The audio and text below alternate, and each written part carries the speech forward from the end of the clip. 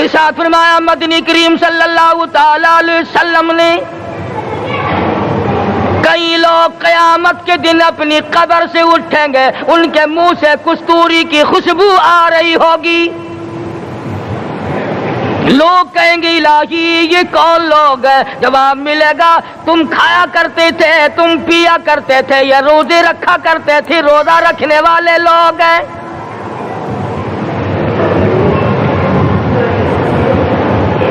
ملتان کے دوستو، اگر تمہاری یہ تمنا ہو کہ ہم قیامت کی پیاس سے بچ جائیں، 50,000 سال کی شدت والی پیاس سے بچ جائیں، قیامت کے دن والی گھبراہٹ سے بچ جائیں، قیامت کے خوفناک عذاب سے بچ جائیں، اگر 50,000 سال کی دھوپ سے بچنا چاہتے ہو، شدت سے بچنا چاہتے ہو، گرمی سے بچنا چاہتے ہو، پیاس سے بچنا چاہتے ہو، مسلم شریف کی روایت میں ہے ایک آدمی کی زبان اتنی باہر لٹک جائے گی اس پہ 18 آدمی کھڑے ہو سکے۔ ان تمام پیاسوں سے، گھبراہٹوں سے اگر بچنا چاہتے ہو، اتنی شدید گھبراہٹ آئے گی، اتنا سخت ماحول بن جائے گا۔ قرآن کریم کہتا ہے یا ایھا الناس اتقوا ربکم، ڈرو اپنے پروردگار سے جتنے تمہیں آنکھیں دی، اتقوا ربکم، ڈرو اس پروردگار سے جس نے زبان دی،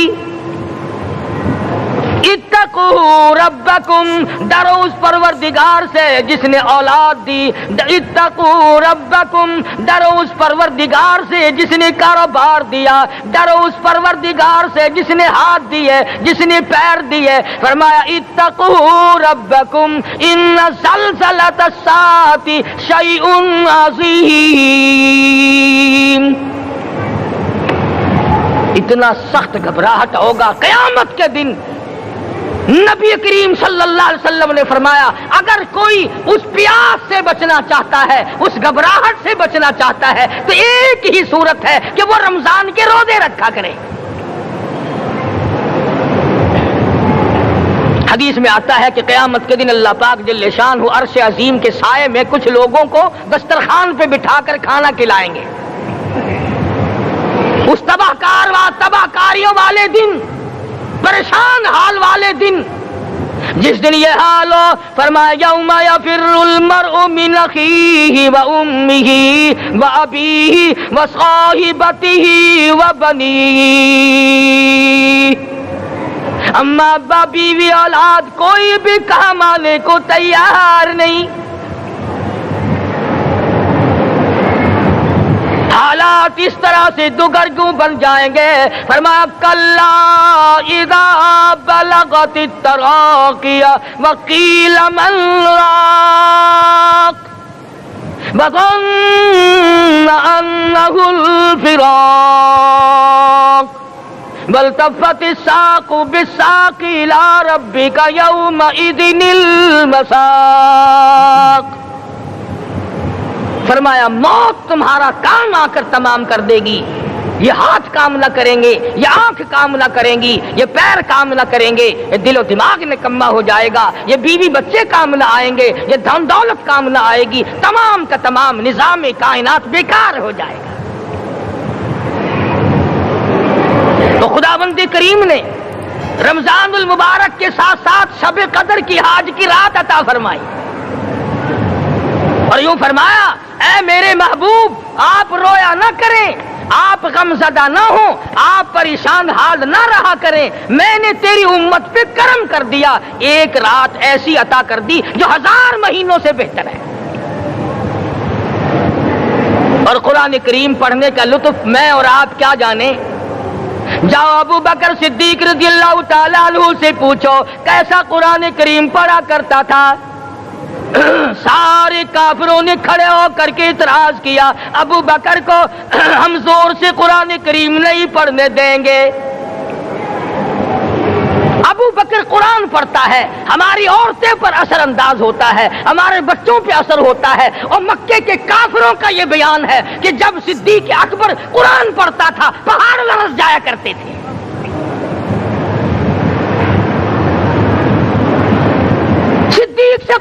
پڑھنا سیکھو. فاروق اعظم نے اسی قرآن کریم کے ذریعے سب کچھ حاصل کیا. ساری رات فاروق اعظم قرآن کریم کی تلاوت کیا کرتے تھے, ایک ایک رکعت میں پورا ختم قرآن کرتے تھے. آج تو یہ باتیں کہانی نظر آتی ہیں. صدیق اکبر سے قرآن پڑھنا سیکھو, فاروق اعظم سے قرآن کریم پڑھنا سیکھو.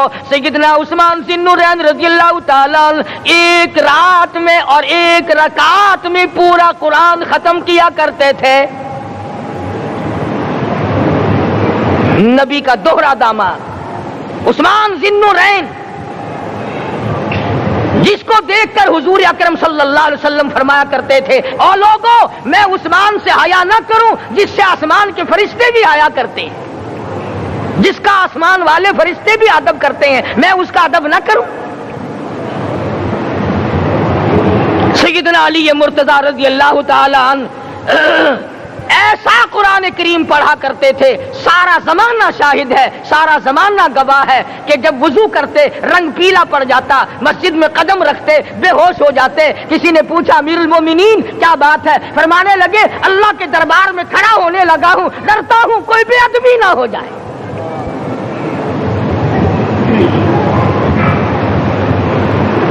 قرآن کریم ان سے پڑھنا سیکھو. حسین نے تلواروں کی چھاؤں میں قرآن پڑھا, نیزے کی نوک پہ قرآن پڑھا. سعید بن مسیب نے تلواروں کی چھاؤں میں قرآن پڑھا. حضرت امام احمد بن حنبل نے کوڑوں کی گونج میں قرآن پڑھا. ابو حنیفہ رحمت اللہ علیہ نے جیل سے جنازہ نکلنے سے پہلے قرآن پڑھا. علامہ ابن تیمیہ نے جیل کے مینارے میں قرآن پڑھا اور کوڑے کھائے.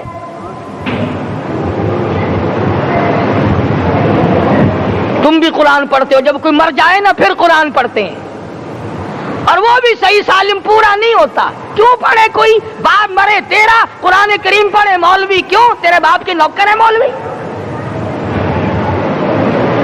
تم خود کیوں نہیں پڑھتے؟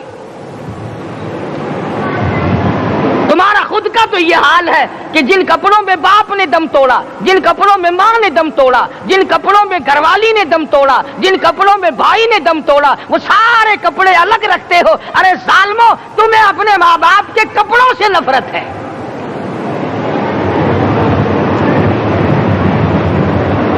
باپ کی دکان سے نفرت تو نہیں, باپ کی چارپائی سے بڑی نفرت ہے.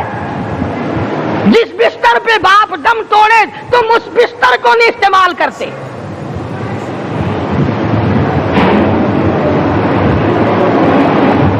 رسموں میں ڈوبے پڑے ہیں لوگ, رسمیں بنا رکھی ہیں, یوں کرنا چاہیے اور اس طرح سے کرنا چاہیے. لہد کے پانی سے بچو, مردے کے کپڑے سے بچو, مردے کی چارپائی سے دور رہو, فلاں چیز سے دور رہو. تم نے کبھی یہ بھی سوچا کہ اگر تمہارے بس کی بات ہو تم موت سے بھی دور رہ کے دکھاؤ نا. اور وہ تو یہ شکر ہے کہ اللہ پاک نے قانون موت کا اپنے ہاتھ میں رکھا, ورنہ یہ جتنے بڑے بڑے ہیں نا, یہ سارے کے سارے فرشتوں کو پیسے دے کر ہمیں مرواتے رہتے. یقین جانو سرمایہ دار اور یہ بڑے بڑے افسر سب بچے رہتے, ہمارا تختہ نکلوا دیتے. شکر ہے اسرائیل رشوت نہیں لیتا. اگر وہاں نوٹوں کے تھبے چلتے تو یقین جانو چپکے سے کان میں کہہ دیا کرتے اسرائیل کے برابر والے کا کام کر دے, میرا نہیں برابر والے کا رگڑا نکال دے. اللہ نے نظام اپنے ہاتھ میں رکھا پھر بھی لوگ نہیں ڈرتے. فرمایا تبارک الذی بیدہ الملک, تمام برکتیں اس ذات کے ہاتھ میں ہے جس کا ملک میں راج ہے. وَهُوَ عَلَى كُلِّ شَيْءٍ قَدِيرٌ, ہر چیز پہ وہ قادر ہے. سمندر کا قطرہ قطرہ اس کے قبضے قدرت میں, درختوں کا ایک ایک پتا اس کے قبضے قدرت میں, زمین کا ایک ایک ذرہ رب العالمین کے قبضے قدرت میں ہے. پہاڑوں اور پتھروں کی ایک ایک کنکری اللہ کے اپنے قبضے میں ہے. موت اور زندگی کا نظام بھی اس نے اپنے قبضے میں رکھا ہے.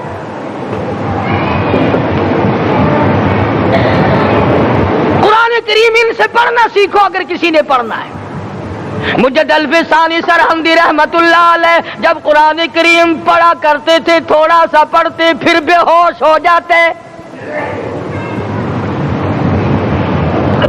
شاہ ولی اللہ نے مار کھا کر قرآن کریم پڑھا. شاہ عبدالعزیز کے دونوں ہاتھوں کے انگوٹھے کھینچ کر نکال دیے گئے مگر قرآن پڑھا. مولانا شاہ اسماعیل شہید رحمت اللہ علیہ کو بالا کوٹ میں ٹکڑے کر دیے گئے مگر اللہ والے نے قرآن کی تلاوت نہ چھوڑی.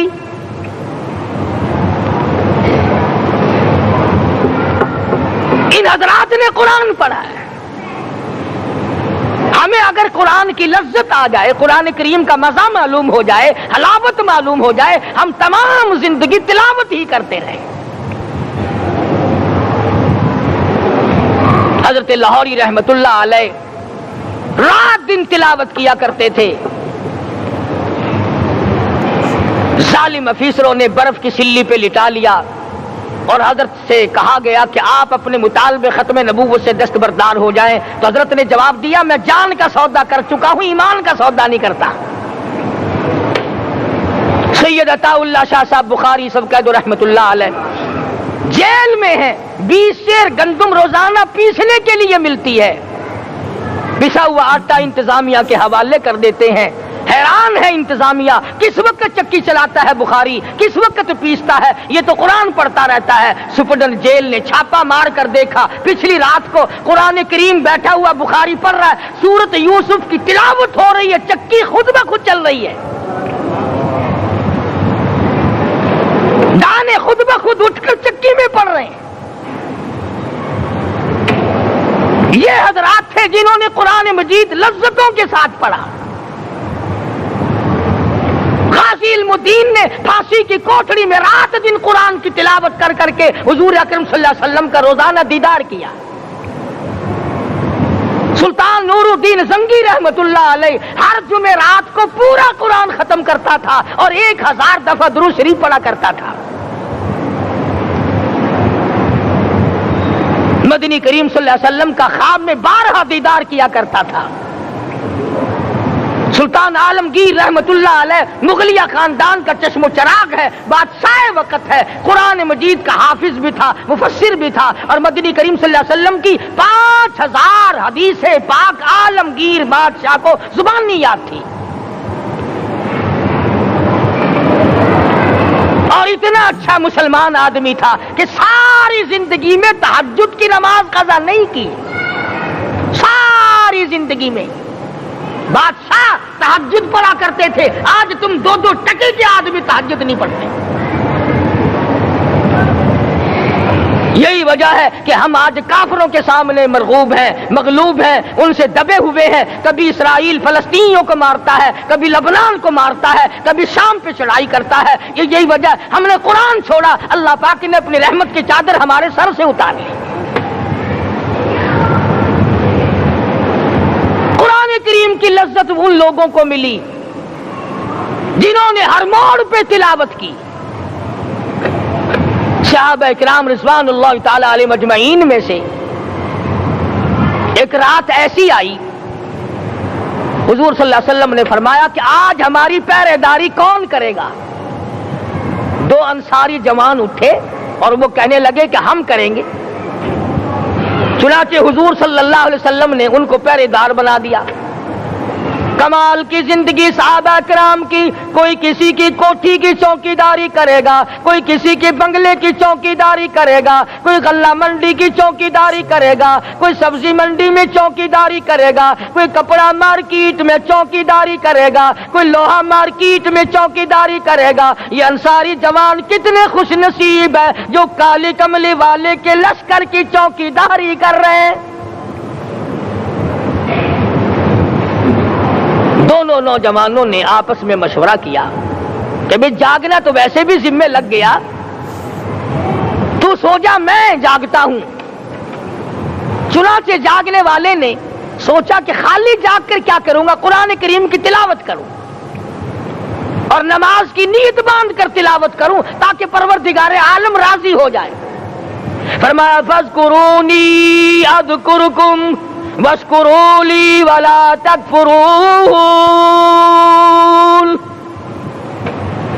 تم مجھے یاد کرو میں تمہیں یاد کروں گا، اگر تم مجمع میں مجھے یاد کرو گے میں فرشتوں کے مجمع میں تمہیں یاد کروں گا، اور اگر تم مجھے تنہائی میں بیٹھ کے یاد کرو گے تو اللہ پاک جل شانہ فرماتے ہیں میں تمہیں عرش عظیم پہ یاد کروں گا۔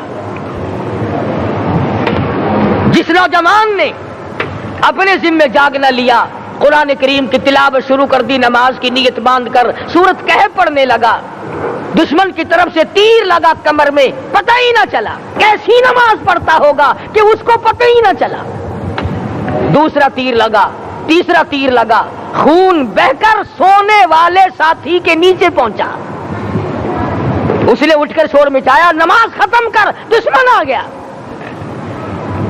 چنانچہ جب نماز ختم کی تو کمر پہ ہاتھ لگا کر کہنے لگا کہ میری کمر میں تو تیر چبھے ہوئے ہیں۔ انہوں نے کہا تجھے پتہ نہیں؟ کہنے لگا نہیں مجھے کوئی پتہ نہیں۔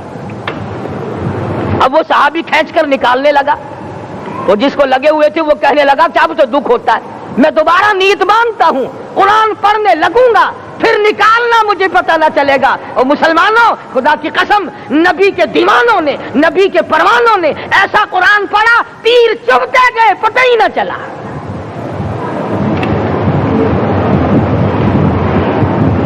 میرے نبی تیرے نبی ساری کائنات کے نبی، عرشیوں کے نبی فرشیوں کے نبی مدنی کریم صلی اللہ علیہ وسلم نے ایک ایک وقت میں 15 دن درختوں کے پتے چبا کر خدا کا قرآن پڑھا۔ آج ہم لوگ مکھن کھا کر قرآن نہیں پڑھتے۔ مدنی کریم صلی اللہ علیہ وسلم نے ایک ایک وقت میں 2 پتھر اپنے پیٹ پہ باندھ کر خدا کا قرآن پڑھا۔ آج ہم لوگ ہزاروں نعمتیں کھا کر قرآن کریم نہیں پڑھتے۔ سیدہ عائشہ صدیقہ رضی اللہ تعالی عنہ فرماتی ہیں کہ جب رمضان کا چاند نظر آتا تو حضور صلی اللہ علیہ وسلم کا رنگ پیلا پڑ جاتا، دعا میں عاجزی بڑھ جاتی، رکعت لمبی ہو جاتی، سجدے لمبے ہو جاتے، اللہ سے مانگنا بڑھ جاتا۔ فرماتی ہیں کہ ایک دن حضور صلی اللہ علیہ وسلم نے ساری رات رو رو کے گزاری، تو صبح کو میں نے عرض کیا کہ یا رسول اللہ آپ اتنے پریشان جو ہوتے ہیں کیا آپ کو اپنی بخشش کا یقین نہیں؟ تو آپ نے فرمایا میری عائشہ جب مجھے یقین ہے تو کیا میں خدا کا شکر گزار بندہ نہ بنوں؟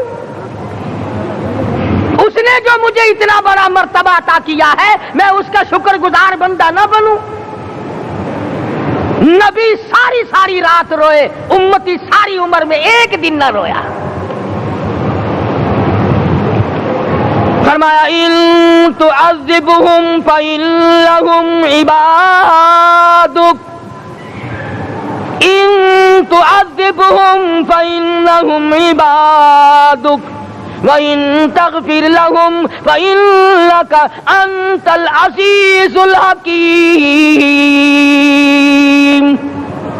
ساری رات گزار دی اسی آیت کو تلاوت کرتے کرتے محمد عربی صلی اللہ علیہ وسلم نے او میرے رب اگر تو ان کو عذاب دے تو یہ تیرے بندے ہیں، اور اگر معاف کر دے گا تو تیرے خزانے میں کوئی کمی نہیں۔ وَإِن تَغْفِرْ لَهُمْ فَإِنَّكَ أَنْتَ الْعَزِيزُ الْحَكِيمُ۔ تو بخشنے والا ہے، تو غالب اور حکمتوں کا مالک ہے، تیرے یہاں کون سی کمی آ جائے گی؟ صحابہ کرام تو جیا کرتے تھے اسی کے سہارے سے۔ سیدنا معاذ بن جبل رضی اللہ تعالیٰ ہر وقت دعا کرتے تھے الہی جب میری موت آئے، رمضان کا مہینہ ہو، گرمی کا موسم ہو، میرا روزہ ہو، جہاد فی سبیل اللہ ہو، کافروں سے مقابلہ ہو رہا ہو، لڑائی ہو، اعلان ہو چکا ہو، تؤمنون باللہ ورسولہ وتجاہدون فی سبیل اللہ۔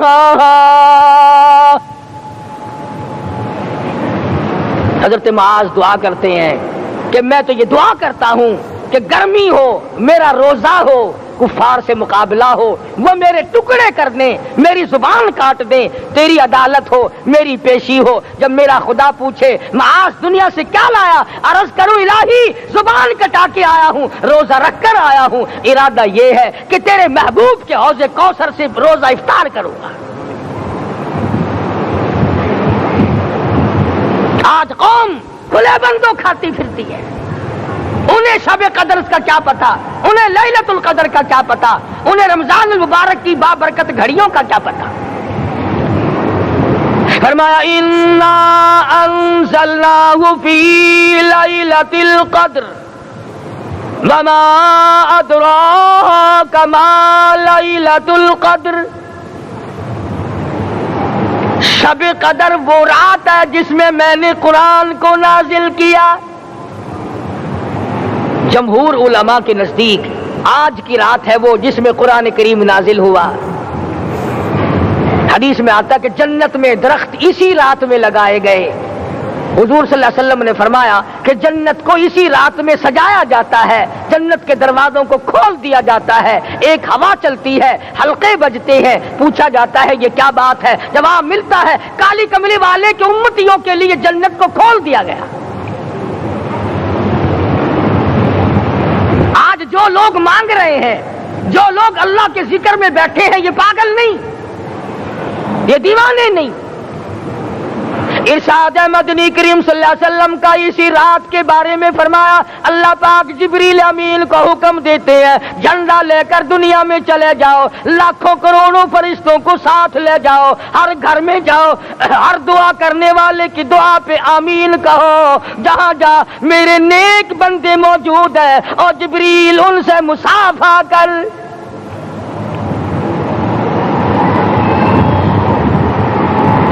قسم کا آدمی آج بھی محروم ہے، مرد بھی عورتیں بھی کان کھول کر سن لیں، چار قسم کے آدمی آج کی رات بھی اللہ کی رحمت سے محروم ہے، شب قدر کی برکتوں سے محروم ہے، سعادتوں سے محروم ہے، رمضان کی خوشبختیوں سے محروم ہے۔ چار قسم کا آدمی۔ سب سے پہلا شرک کرنے والا، اللہ کی ذات میں صفات میں کسی ولی کو، کسی پیر کو، کسی فقیر کو، کسی پیغمبر کو، کسی غوث قطب اور ابدال کو جو شریک کرتا ہے، نہ اس کو شب قدر کام آتی ہے، نہ رمضان کام آتا ہے۔ شرک اتنی بری لعنت ہے کہ تمام اعمال کی جڑیں اکھاڑ کر پھینک دیتا ہے۔ آج مسلمان چلاک بڑے ہیں، اگر ہندو پتھر کا بت بنا کر پوجے تو وہ تو کافر ہے، اور مسلمان قبر بنا کر پوج لیں تو وہ پکا مومن ہے۔ الف لام میم سے لے کر والناس تک سارا قرآن پڑھو، ترجمے چھپے ہوئے ترجموں کے قرآن پڑھو۔ فرمایا لا تشرک باللہ، اے معاذ اللہ کی ذات و صفات میں کسی کو شریک نہ بنانا۔ ان قتلت او حرقت، یہاں تک کہ تجھے چاہے جلا دیا جائے یا قتل کر دیا جائے، جلا کر خاک کر دیا جائے، اللہ کی ذات صفات میں کسی کو شریک نہ بنانا۔ اور یہی مفہوم ہے لا الہ الا اللہ محمد الرسول اللہ صلی اللہ علیہ وسلم کا۔ فاران کی چوٹیوں پہ کھڑے ہو کر کالی کملی والے صلی اللہ علیہ وسلم نے جو سب سے پہلا خطبہ دیا، جو سب سے پہلا نرالا خطبہ دیا، وہ یہی تھا لا الہ الا اللہ، اللہ کے سوا معبود کوئی نہیں، پوجا کے قابل کوئی نہیں، نظر نیاز کے قابل کوئی نہیں، حاجت روا کوئی نہیں، مشکل کشا کوئی نہیں، تیری میری فریاد سننے والا کوئی نہیں، ایک اللہ کی ذات ہے۔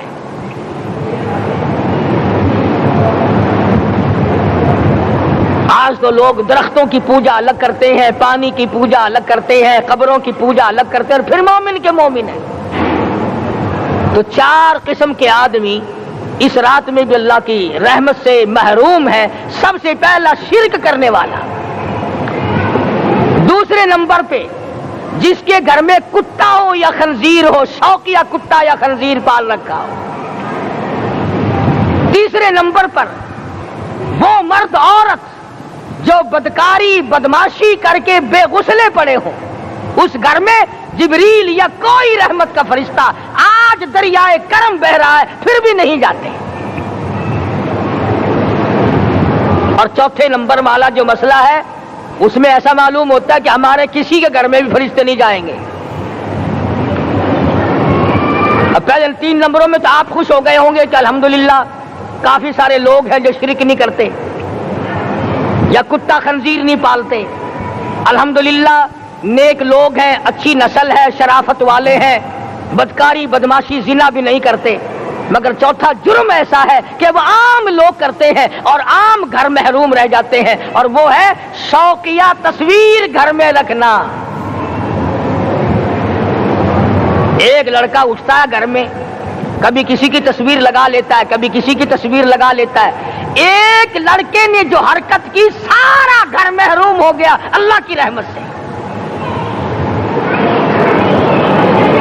شب قدر والی رات میں, لیلۃ القدر کی رات میں, نجات والی رات میں, کامیابی والی رات میں, رستگاری والی رات میں, اللہ کی رحمت والی رات میں, بخشش والی رات میں, آج کی رات میں اللہ پاک کروڑوں آدمیوں کو دوزخ سے نکال کر جنت کا داخلہ عطا فرمائیں گے. یہ 4 قسم کے آدمی پھر بھی محروم ہیں. اپنے آپ کو بچانے کی کوشش کرو. عام رحمت برسے پھر بھی اگر محروم رہ جائے کتنی بری بات ہے. امام فخر الدین رازی رحمت اللہ علیہ نے لکھا ہے کہ شب قدر کی عبادت اگر ایک رات کسی کو مل جائے تو 83 سال 4 مہینے مستقل عبادت میں گزارنے کا ثواب ملتا ہے. اسی کو فرمایا انا انزلناہ فی لیلۃ القدر وما ادراک ما لیلۃ القدر. یہ وہ برکت والی رات ہے, یہ وہ رحمت والی رات ہے, اور لوگوں مانگنے والی رات ہے, جھولی پھیلانے والی رات ہے, بگڑی بنوانے والی رات ہے, اجڑوں کو بسانے والی رات ہے, بچھڑوں کو ملانے والی رات ہے, اللہ کا دروازہ کھٹکھٹانے والی رات ہے. اللہ کے آسمان کی طرف سے آوازیں آتی ہیں, مانگو کیا مانگتے ہو, وہ رات ہے.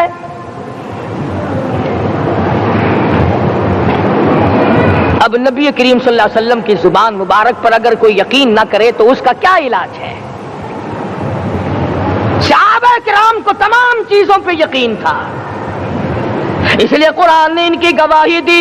اذ جاؤکم من فوقکم ومن اسفل منکم واذ زاغت الابصار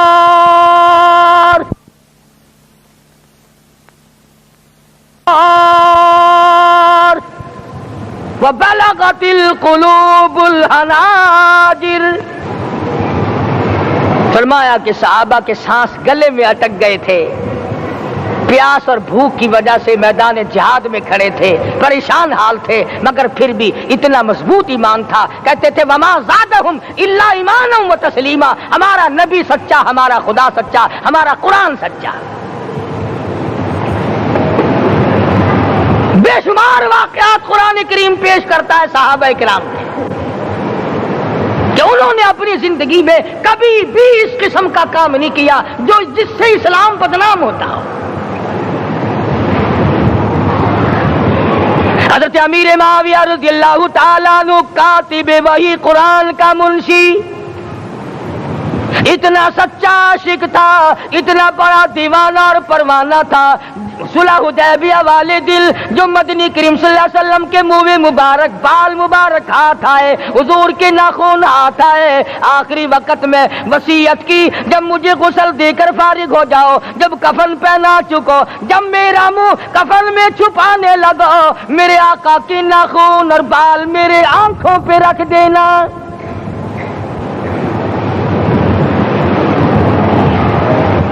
اس قدر جذبہ تھا ان حضرات میں.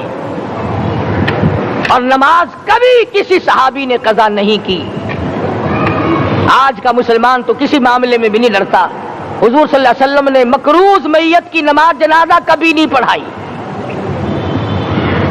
آج جس نے کسی کا قرضہ دینا ہو وہ پرواہ ہی نہیں کرتا، نہ موت سے ڈرتا ہے، نہ قبر سے ڈرتا ہے، نہ حشر سے ڈرتا ہے، نہ اللہ کے عذاب سے ڈرتا ہے۔ جب بھی کوئی مر جاتا حضور اکرم صلی اللہ علیہ وسلم تشریف لاتے، پہلے پوچھتے اس کے ذمے کسی کا قرضہ تو نہیں، یا کوئی ضامن بنتا، اور یا خود حضور صلی اللہ علیہ وسلم فرماتے کہ میں قرضہ ادا کروں گا، پھر آپ جنازے کی نماز پڑھایا کرتے تھے۔ اتنے بڑے جذبے کے مالک تھے صحابہ اکرام کہ انہوں نے کسی موڑ پہ بھی حضور صلی اللہ علیہ وسلم کو یوں خالی نہ چھوڑا، تنہا نہ چھوڑا، آپ کے ساتھ نہ چھوڑا، قرآن کریم کے حکموں کی کبھی بھی خلاف ورزی نہ کی۔ یہی وجہ تھی کہ اللہ پاک نے ان کو پوری دنیا کا مالک بنایا۔ کابل سے لے کر طرابلس تک کا علاقہ صحابہ کرام نے تمہیں فتح کر کے دیا، اور ظالم مسلمانوں آج صحابہ نے جو علاقے تمہیں فتح کر کے دیے تھے آج وہاں کفر دندنا رہا ہے۔ تم نے کفر کے جھنڈے لہرائے، تم نے کفر کے حوالے کیا مسلمانوں، اور پھر تان صحابہ پہ کرتے ہو۔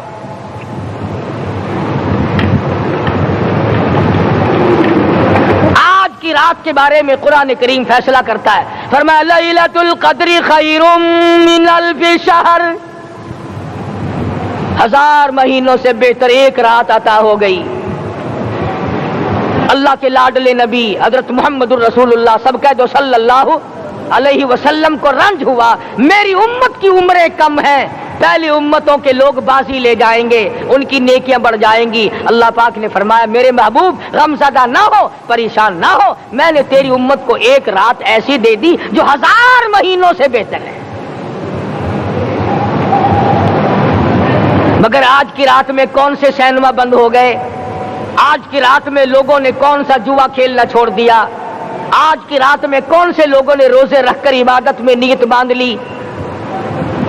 الحمدللہ نیکی کرنے والوں کی بھی کمی نہیں، مگر بغاوت کرنے والوں کی بھی تختے زمین پہ کمی نہیں۔ خدا کہتا مانگو کیا مانگتے ہو، ہم کہتے نہیں ہمیں ضرورت ہی نہیں۔ فرمایا تنزل الملائکۃ والروح فیہا بإذن ربہم من کل امر سلام۔ جبریل آسمان سے آئے، کروڑوں لاکھوں فرشتے آئے، عرش عظیم کو چھوڑ کر فرشتے تیری عبادت کو دیکھنے آئے، بیت المعمور کی عبادت کو چھوڑ کر فرشتے تیری دعا پہ آمین کہنے آئے، تو سویا ہوا ہے۔ ایک ہی فکر ہے کہ مجھے عید کے لیے جوتے لانے ہیں، کپڑے سلوانے ہیں، فلاں چیز کرنی، اور یہ فکر نہیں کہ ایسا نہ ہو اگر رمضان میں میری نجات نہ ہوئی تو میں مارا جاؤں گا۔ اس کی ذات بڑی بے نیاز ہے، وہ جب کسی کو نوازتا ہے تو یوں ہی نوازتا ہے۔ اللہ اکبر۔ ساری ساری رات رونے والے لوگ، فرمایا والذین یبیتون لربہم سجدا وقیاما، وہ لوگ کامیاب ہیں جن کی راتیں سجدوں میں بیت گئی۔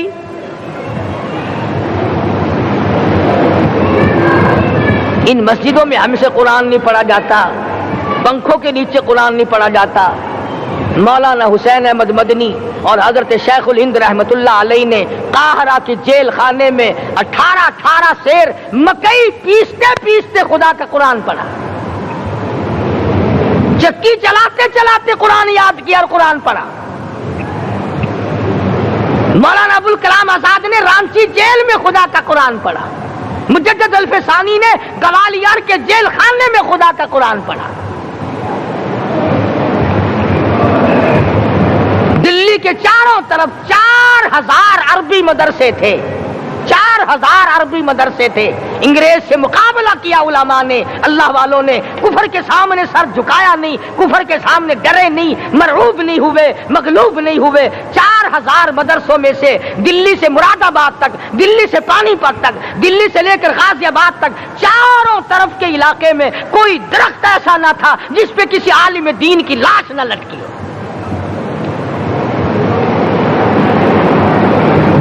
اسلام کی حفاظت بابو نے نہیں کی، اسلام کی حفاظت انگریزی خانوں نے نہیں کی، بوریا نشینوں نے کی ہے، مسجد میں بیٹھنے والوں نے کی ہے، لوٹے سے وضو کرنے والوں نے کی ہے، سوکھے ٹکڑے کھانے والوں نے قرآن کی حفاظت کی ہے، انگریزی خانوں نے نہیں کی ہے۔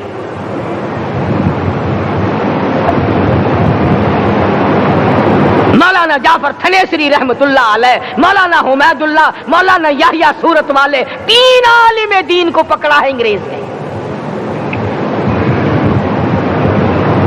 کالے پانی میں جاؤ، کئی میل لمبا چوڑا قبرستان جا کے وہاں دیکھو گے اور ان کی قبروں کے پاس کھڑے ہو کے پوچھنا تم یہاں کیوں آئے تھے، خدا کی قسم سارے تمہیں جواب دیں گے ہم اپنی قوم کے ساتھ وفاداری کرتے ہوئے آئے ہیں۔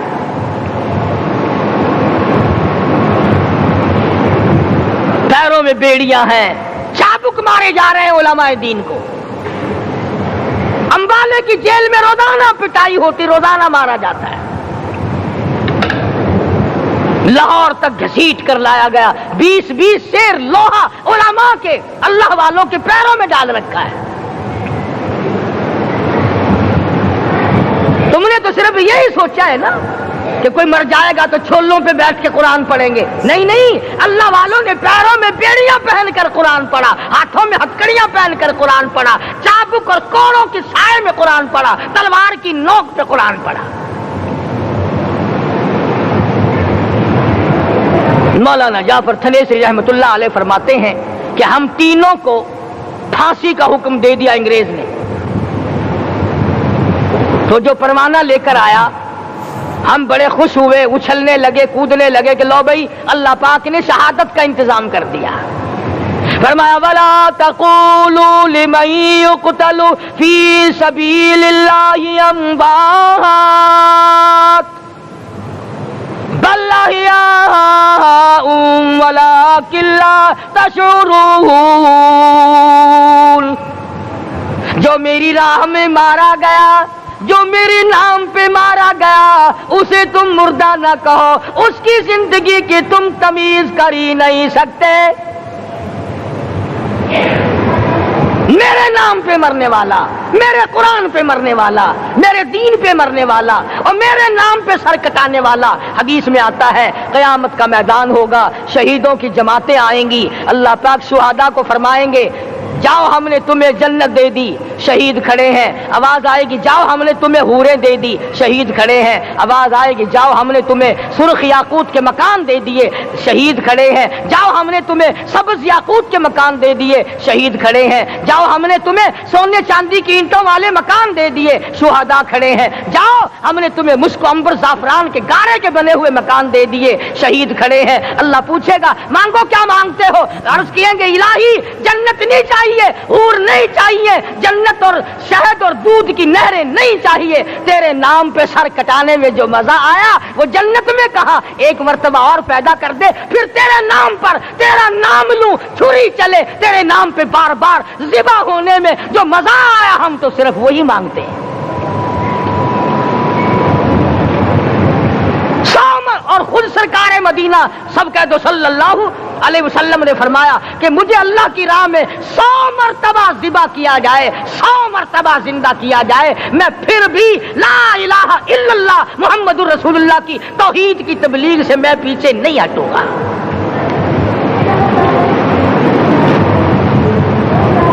کبھی تو غور کرو عقل مند ہو سارے کہ آج مسلمان کیوں مار کھا رہا ہے؟ افغانستان میں مسلمان پٹ رہا ہے، ہندوستان میں مسلمان مار کھا رہا ہے، فلسطین میں مسلمان مار کھا رہا ہے، لبنان میں مسلمان کی پٹائی ہو رہی ہے، سری لنکا میں مسلمان کو ذبح کیا۔ آخر ہو کیا گیا؟ ہم نے ایسا کیا گناہ کر دیا کہ چاروں طرف کفر چڑھ گیا اور ہم مر گئے؟ تم نے قرآن چھوڑا، اللہ نے اپنی رحمت کی چادر اتاری، اللہ نے ساتھ چھوڑ دیا، اللہ نے نصرت کرنی چھوڑ دی۔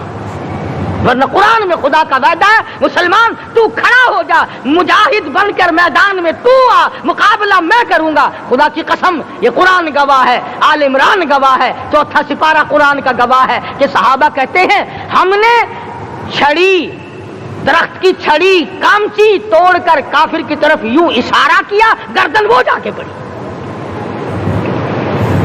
میدان بدر میں مرنے والے کافروں کا بیان ہے کہ ہمیں انہوں نے نہیں مارا، ہمیں تو کسی اور نے مارا ہے۔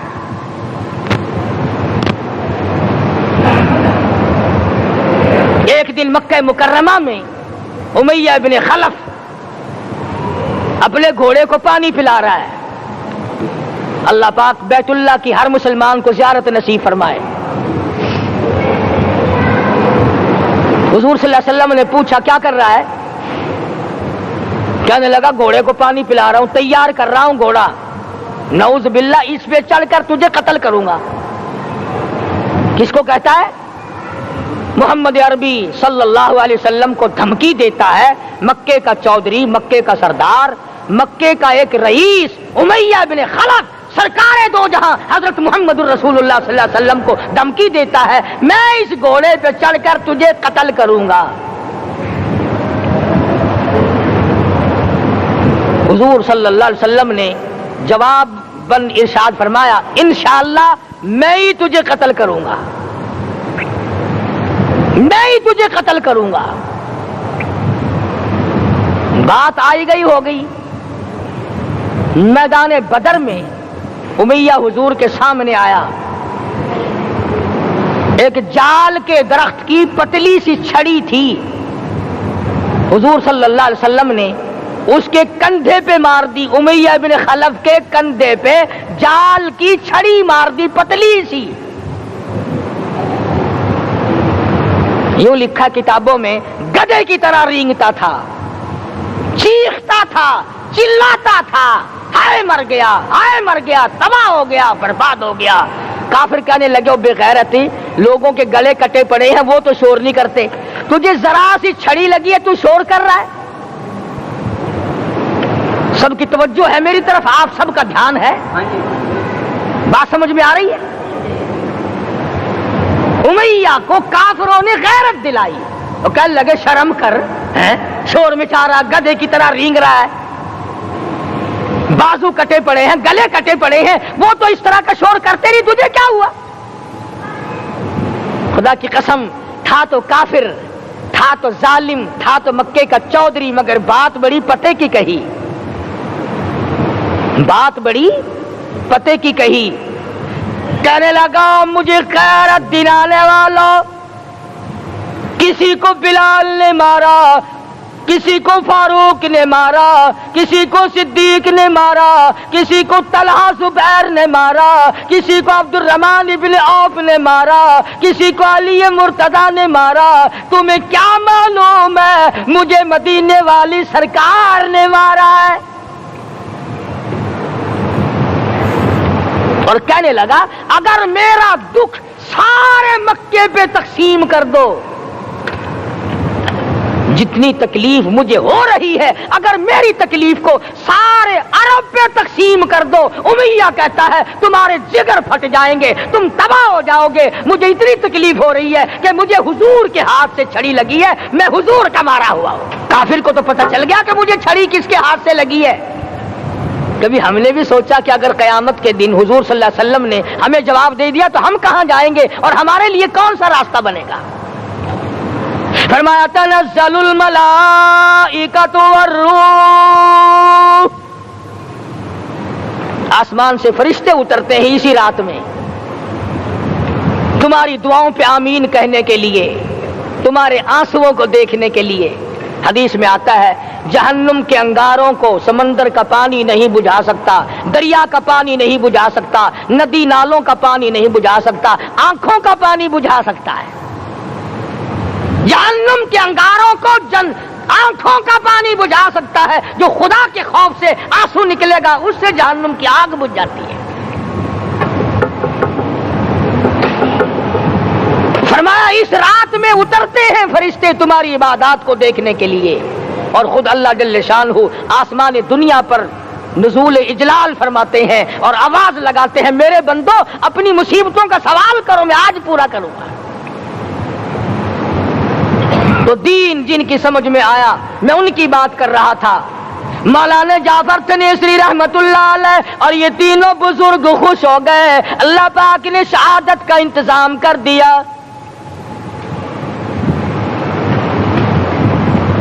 وہ جو پروانہ لے کے آیا تھا پھانسی کا, وہ انگریز افسر کو جا کے کہنے لگا کہ مولوی تو خوش ہو رہے ہیں, پھانسی آنے پر تیار ہیں.